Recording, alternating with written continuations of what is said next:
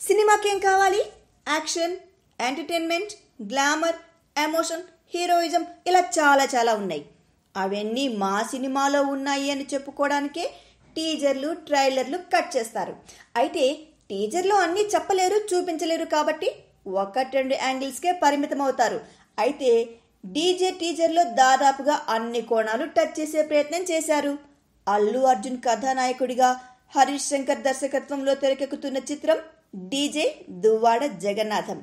మొన్న ఫస్ట్ లుక్తో ఈ సినిమాపై అంచనాలు రెట్టింపయ్యాయి. ఇప్పుడు టీజర్ కూడా ఆ హిట్ ని మరింత పెంచేసింది. మహాశివరాత్రి సందర్భంగా టీజర్ ని వదిలారు.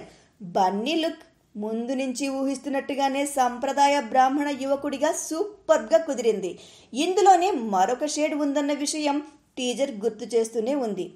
ఇలా ముద్దులు పెట్టేసి సభ్య సమాజానికి ఏం మెసేజ్ ఇద్దామనే డైలాగ్లో హీరో క్యారెక్టరైజేషన్కి ఈ సినిమాలో పండబోయే వినోదానికి క్లూ ఇచ్చేసినట్టయింది. అందరూ ఈ సినిమాలో అదుర్స్లో చారీ పాత్రతో పోలుస్తున్నారు. అయితే ఆ ఛాయలేవీ పడకుండా బన్నీ కాస్త జాగ్రత్త పడుతున్నట్టుగా అర్థమవుతూనే ఉంది. ఇక పూజా హెగ్డే తన గ్లామర్ డోస్ని కాస్త పెంచినట్టుగానే అనిపిస్తోంది. విజువల్గా ఇక చెప్పక్కర్లేదు. డిఎస్పి మరొకసారి ఆర్ఆర్తోనే మెస్మరైజ్ చేసే ప్రయత్నం చేశారు.